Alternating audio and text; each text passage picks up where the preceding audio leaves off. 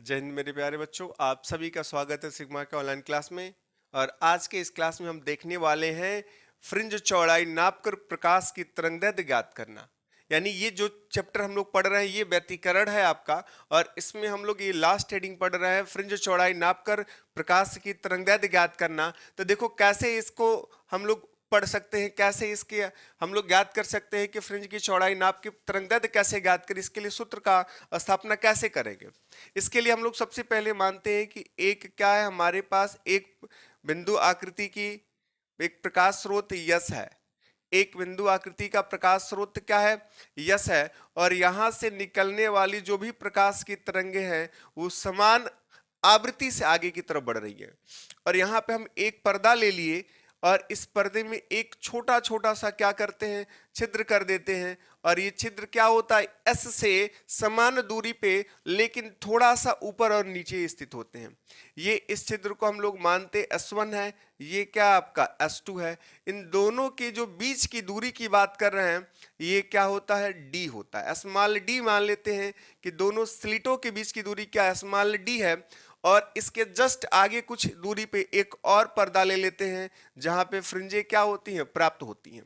अब इसके लिए क्या करोगे, अब जैसे ही प्रकाश की तरंगे यहां से यस से निकल के कहां तक पहुंचती हैं, S1 और S2 तक पहुंचती हैं। और ये क्या करते हैं, जो द्वितीयक तरंगिकाओं का काम करने लगती हैं। और यहां से जब तरंगे आगे बढ़ेंगे तो हम मान लेते हैं कि यहाँ पे क्या होता है, जो लास्ट नंबर आपका क्या है पर्दा है वहां पे के बिंदु P तक पहुंचती हैं। और ये भी क्या होती है, एक दूसरे को यहीं पे क्या करती है, मिलती हैं। तो यहाँ पे जब जाएंगी तो ये क्या बनाएंगे, फ्रिंज बनाएंगी। और किस तरीके का फ्रिंज बनाएंगी वो अवस्था बताएगा। तो इसके लिए हम क्या करते हैं, S1 और S2 का जो मध्य बिंदु है यहाँ पे इसको मान लेते हैं क्या है, C है। S1 और S2 का मध्य बिंदु क्या है, C है। और यहां से इसकी लंबिक दूरी ले लेते हैं। अब ये आपको क्या है, पॉइंट मिलता है O। अब इसमें दो चीज और ले लो, O से P तक, यानी कि जो केंद्रीय फ्रिंज है वहां से वो जो कोई भी फ्रिंज मिल रही हो उसके बीच की दूरी को हम लोग क्या मान लेते हैं, X मान लेते हैं। क्लियर। जब इतना आप कर लेते हो और दोनों पर्दों के बीच की जो दूरी है इसको कैपिटल D से इंडिकेट कर लेते हैं। जब इतना कर लेते हैं तो क्या होगा जी, हमें चाहिए क्या, अब हमें चाहिए S1P और S2P के बीच का अंतर, यानी पथों का अंतर, पथांतर चाहिए। क्यों, क्योंकि S1P कम दूरी है S2P की अपेक्षा। तो पथांतर के लिए क्या करेंगे, हम बिंदु S से इस पे लंब डालेंगे, इस पे लंब डालेंगे। तो ये लंब मानते S1A जो है, यानी आप यहां लिख सकते हो S1A perpendicular to S2P। Clear. जब यहां पे लंब डाल दिए तो यहां से ये दूरी बराबर हो जाएगी, S1P की जो दूरी होगी वही क्या होगी, AP की होगी। इज इक्वल टू आप क्या लिखोगे, AP। अब हम जानेंगे पथांतर किसको कहते हैं, यानी दोनों पथों के बीच का अंतर। तो इसका पथ क्या S2P है, तो पथांतर आप क्या लिखोगे, पथांतर इज इक्वल टू ये मिलेगा S2P माइनस S1P। और S1P का जो मान है यहां देख रहे हो AP है, कितना मिला हमको, ये मिलेगा S2P माइनस S1P के स्थान पे यहां नोट करेंगे AP। तो क्या मिलेगा हमको, देख रहे हो कि AP जो है किसके बराबर है, S2A के बराबर है। तो यहां पे क्या मिलेगा आपको, S2A। यानी पथांतर तो हमको मिल गया, कितना पथांतर मिला, S2A मिला। अब यहां से क्या करें, इसके इस कोण को हम लोग ले लेते हैं कितना, थीटा। और ये वाला जो C है इसको डॉट डॉट से कहां तक मिला दे, P तक मिला ले। जब ये कोण थीटा है तो इसके बीच का भी कोण क्या मिलेगा आपको, थीटा। अब इतना कर लिए तो थोड़ा सा और आगे बढ़ के देखो। अब देखो क्या मिलेगा, आप याद रखना पथांतर कितना, S2 कितना है, A है। अब यहां से हम लोग क्या करें, देखो हमें दो समकोण त्रिभुज मिल रहा है, एक मिला S1A S2 मिल रहा है और दूसरा नंबर हमको मिल रहा है CPO या COP। तो हम यहां पे लिखेंगे समकोण त्रिभुज, समकोण त्रिभुज कौन सा त्रिभुज है, एक मिला S1A S2, S1A S2 तथा त्रिभुज ये भी समकोण है, कौन सा, COP। COP समकोणिक है। समकोणिक हैं। जब ये समकोणिक होंगी तो उनकी भुजाएं क्या होंगी, आपस में अनुपातित होंगी। तो देखोगे ये वाला जो त्रिभुज लिए हो S1A S2 लिए हो, इसका लंब क्या है, S2A है। तो यहां लिखेंगे S2A अपान इसका कर्ण क्या है, S1 S2 है, S1 S2 is equal to, अब जो दूसरा नंबर का त्रिभुज है COP है, यहां पे इसका लंब क्या है, X यानी OP है। तो क्या लिखोगे आप यहां पे, OP अपान, अब यहां से कर्ण क्या है, CP है। Clear, CP। यहां पे एक्चुअली S1 S2 जो है बहुत छोटा है, लेस देन है, बहुत छोटा है, इसीलिए आप क्या करोगे, किसकी अपेक्षा छोटा है भाई, यानी कि जो ये दूरियां मिल रही है हमको, इसकी अपेक्षा S1 S2 बहुत छोटा है। तो हम क्या करेंगे, CP जो होगा वही क्या होगा, CO हो जाएगा। तो यहां पे लिखोगे CP is equal to CU, put कर दो। तो यहां पे मिलेगा S2A upon S1 S2 is equal to, ये आपको क्या मिलेगा, OP अपान CP, CP का वैल्यू कितना हो गया, CU। अब इसमें इसका मान पुट कर दो, देखो क्या मिल रहा है, S2A पथांतर हमारा, S2A ऐसे ही रहेगा, S1 S2 स्लिटों के बीच की दूरी है, इसको हम लोग स्मॉल d लिखेंगे, is equal to OP, O से P तक का जो डिस्टेंस है वो क्या है, X है, अपान, और यहां से देख रहे हो जो CO है वो दोनों पर्दों के बीच की दूरी है, जिसको हम लोग कैपिटल D लिए हुए हैं। आगे बढ़ाएं तो यहां से क्या मिलेगा, यहां से पथांतर क्या मिलेगा, S2A इज इक्वल टू, अब देखो ये इधर जाएगा तो ये मिलेगा XD अपान कैपिटल D। क्लियर, अब देखो यहां तक कोई दिक्कत, चलो जब यहां तक कोई दिक्कत नहीं है तो थोड़ा आगे बढ़ लेते हैं। ठीक है, अब देखें, आप देखो यहां पे आपको ये मिलेगा। अब हम दीप्त फ्रिंज की बात करें कि दीप्त फ्रिंज की अवस्था क्या होती है। ठीक है, दीप्त फ्रिंजों के लिए, जब आप दीप्त फ्रिंज की अवस्था की बात करोगे तो दीप्त फ्रिंज कब प्राप्त होगा, जब यहां पे पथ का अंतर जो है वो कितना मिले हमको, यम लैम्डा। पथ का अंतर कितना मिले, यम लैम्डा मिले, जहां यम का वैल्यू कितना हो सकता है, ये यम इज इक्वल टू कितना, 0 होगा, 1 होगा, 2 होगा, 3 होगा, 4 होगा, डॉट डॉट लिख सकते हैं। यानी यहां से क्या क्या लिख सकते हो, ये पथांतर कितना होना चाहिए, अगर 0 पथांतर है तो भी आपका क्या होगा, दीप्त फ्रिंज मिलेगा। अगर लैम्डा है तो भी दीप्त मिलेगा, 2 लैम्डा है तो भी दीप्त मिलेगा, डॉट डॉट, अगर ऐसे ही 3 लैम्डा 4 लैम्डा 5 लैम्डा है तो भी दीप्त मिलेगा। क्यों, यहां से देख लो पथ का अंतर क्या होना चाहिए, तरंगे यही चलती हैं, यही तरंगों का क्या होता है, रूप होता है। अगर यहां से दूसरी तरंगों की बात करें और दूसरी तरंग हमारी यहां से अगर चल रही है, ठीक है, तो भी क्या होगा, देख रहे हो समान कला में श्रृंग श्रृंग के साथ मिलेगा, गर्त गर्त के साथ मिलेगा। लेकिन अगर वही तरंगे ये जो चल रही हैं यहां से चलना स्टार्ट कर दें, क्लियर, अब देखो ये जो चल रही हैं ये कहां से चलना स्टार्ट कर दें, थोड़ा सा आगे से, तो अब क्या मिल जाएगा, देखिए ये अब यहां से स्टार्ट कर दे चलना, तब यहां से ऐसे चलेंगी, चलेंगी कि नहीं, तो चलेंगी तो ये श्रृंग श्रृंग के साथ मिलेगा, गर्त गर्त के साथ मिलेगा। जब श्रृंग श्रृंग के साथ मिलके अगर नए तरंग का निर्माण करें और गर्त गर्त के साथ मिलके नए तरंग का निर्माण करें तो वहां पे क्या होता है, ब्राइटनेस ज्यादा होता है, जिसको हम लोग दीप्त फ्रिंज कहते हैं। ठीक है, अब दीप्त फ्रिंज के लिए क्या लिख सकते हैं, देखो अब आपको पता चल गया कि कितना होना चाहिए, ये होना चाहिए एम लैम्डा। ठीक है, और पथांतर हम लोग लिखे S2A is equal to XD by capital D। Clear, तो ये आपको कितना दे देगा, ये मिलेगा S2A के स्थान पे आप कितना लिखोगे, यम लैम्डा, क्या लिखोगे, यम लैम्डा इज इक्वल टू, ये मिलेगा XD बाई कैपिटल D।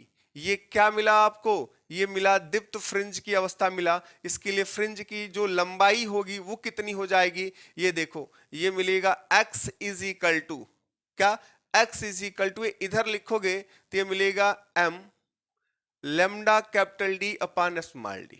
ठीक है, ये दीप्त फ्रिंज की अवस्था हमको तो मिल गए, लेकिन अगर हमको फिर अदीप्त के लिए चाहिए, अदीप्त फ्रिंजों की बात करें तो क्या हो जाएगा?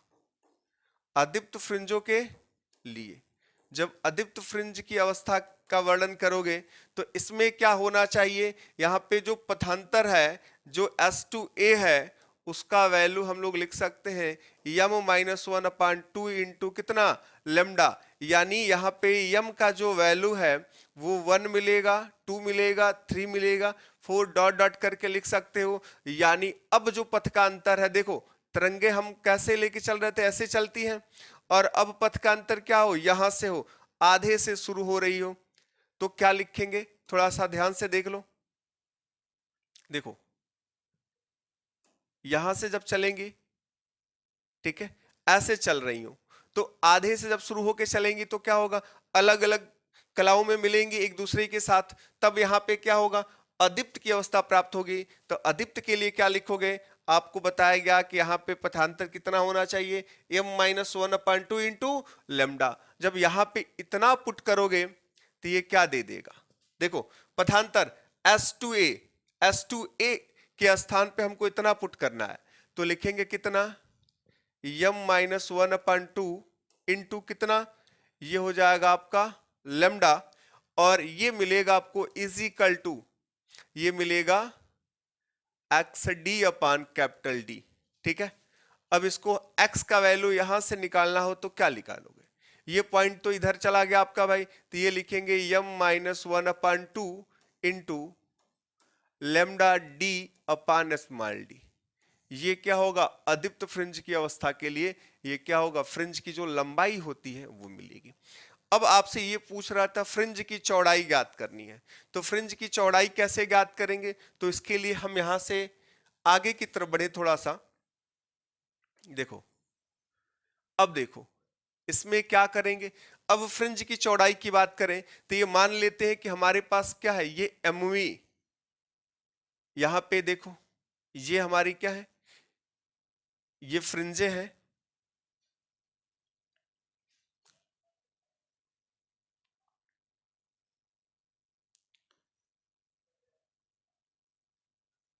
देखो ये हमारी क्या है? फ्रिंजे हैं, और यहां पे ये जो फ्रिंज है ये हमारी दीप्त है, दीप्त फ्रिंज है, और ये जो फ्रिंज है अदीप्त फ्रिंज है। क्लियर? अब दीप्त अदीप्त यानी कि दो क्रमागत दीप्त फ्रिंजों के बीच की जो लंबाई होती है उसी को हम लोग फ्रिंज चौड़ाई कहते हैं।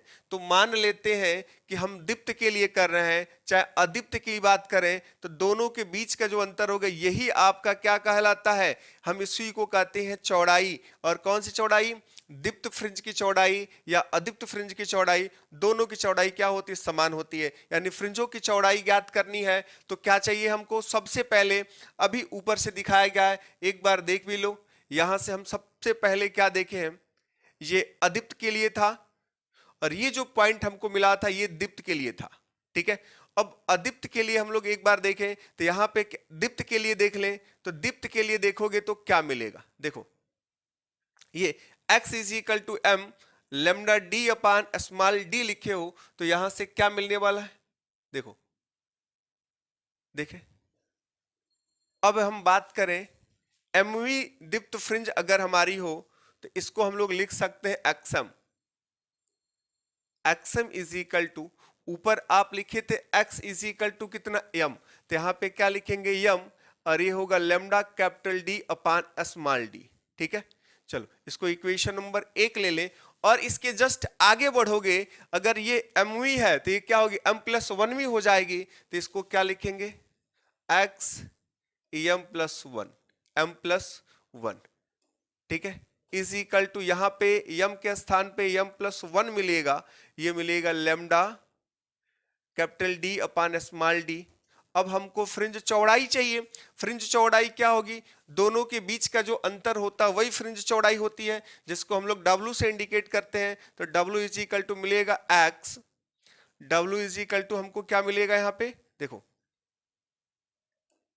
ये मिलेगा x m+1 माइनस एक्सएम। ठीक है।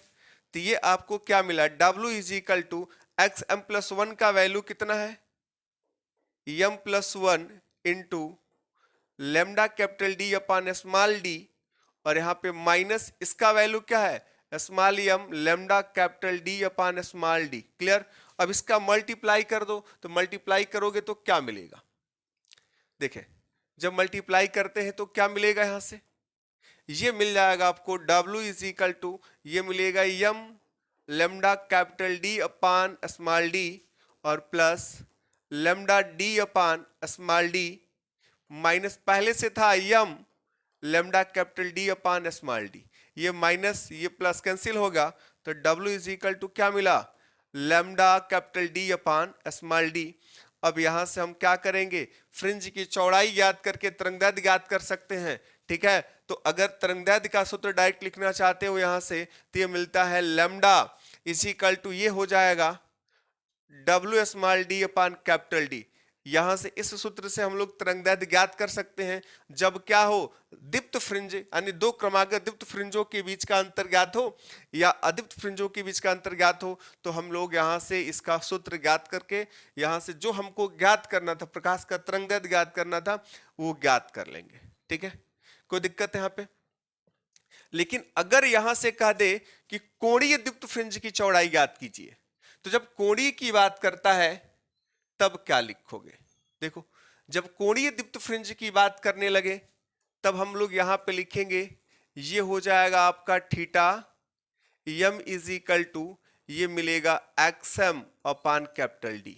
ठीक है, और theta M plus one is equal to ये मिलेगा X M plus one upon capital D. अब यहां पे लिखो, देखो अब यहां से क्या मिलेगा, इसका वैल्यू थोड़ा सा आगे बढ़ा के लिख लें तो ये मिलेगा एक्सएम का वैल्यू अभी दिखाया गया है, एक बार चलो और दिखा देते हैं। एक्सएम जो है वो कितना लिखा गया था, ये लिखा गया था यम इंटू लेमडा डी अपान कैपिटल डी। ठीक है, तो यम इंटू लेमडा डी अपान कैपिटल डी, तो यहां पे पुट कर दो तो ये मिल जाएगा कितना, ये मिलेगा देखो ये मिल जाएगा कितना,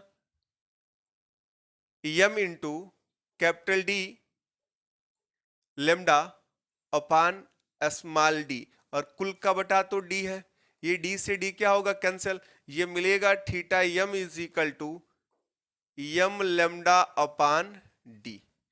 वैसे यहां पे देखोगे तो ये मिल जाएगा आपको theta M plus one is equal to इसके स्थान पे जैसे इसको नोट किए हो ये सेम सेम चलेगा, ये होगा M plus one into capital D lambda upon small D, और कैपिटल डी पहले से था तो ये कैंसिल हो गया, तो ये बचेगा हमारे पास कितना यम प्लस वन और लेमडा अपान ये डी। क्लियर। जब इतना मिला तो जैसे हम अंतर की बात कर रहे थे उसमें इसमें भी अंतर ज्ञात करेंगे, तो अंतर ज्ञात करोगे तो क्या हो जाएगा, देखो ये मिलेगा कोणीय फ्रिंज की चौड़ाई थीटा इज इक्वल टू ये theta M plus one minus theta M. Theta M plus one का वैल्यू कितना है, यहां से रखो ये M plus one into lambda upon small D, और माइनस थीटा एम का वैल्यू कितना है M lambda upon D, multiply करो ये मिलेगा आपको M lambda D minus lambda M lambda upon small D, और ये मिलेगा लेमडा अपान डी, और ये मिलेगा M lambda upon small D. ये माइनस से प्लस क्या होगा कैंसिल हो जाएगा, सॉरी ये प्लस है कैंसिल हो जाएगा, तो बचेगा क्या हमारे पास, ये मिलेगा theta is equal to lambda upon D. अब देखो theta is equal to lambda upon D तो मिला, और यहां से अगर इसका रूप भी बदलना चाहें तो हम लोग बदल सकते हैं, तो ये वाला आपका पोर्शन जो हो गया ये आपको दिख गया कि ये क्या है पोर्शन, ये है आपका केंद्रीय कोणीय फ्रिंज की चौड़ाई, कोणीय फ्रिंज की चौड़ाई। अब इसका अगर हम कोई दूसरा रूप लिखना चाहें तो क्या लिख सकते हैं, इसके लिए आप ऊपर एक बार और फोकस कर लो थोड़ा सा, यहां से देख लो ये आप लिखे हो इतना W is equal to lambda D upon इतना, हम यहां से क्या ज्ञात कर लें, ये वाला जो पोर्शन है अगर इसको इधर उधर कर ले कहीं W is equal to lambda capital D upon small D है तो क्या मिल जाएगा, देख लो ये लेमडा स्मॉल डी हमको चाहिए, तो यहाँ से लेमडा स्मॉल डी यानी कैपिटल डी को इधर भेज दो, तो ये क्या मिल जाएगा, ये मिलेगा W upon capital D is equal to lambda upon small D. यानी कि लेमडा अपान स्मॉल डी के स्थान पे हम लोग क्या लिख सकते हैं, W बाई कैपिटल डी भी नोट कर सकते हैं। तो ये मिल जाएगा हमको कितना, W बाई कैपिटल डी। यहां से हमको क्या मिलेगा, कोणीय फ्रिंज की चौड़ाई मिल जाएगी। ठीक है, यहां तक तो कोई दिक्कत नहीं होगी। चलो यहां तक आप कर लो। ठीक है, और आपको अगर नोट्स चाहिए होगा तो आप सिग्मा टेलीग्राम पे सिग्मा क्लासेस VST को ज्वाइन करो, वहां पे इसका पूरा नोट्स आपको मिल जाएगा। ठीक है।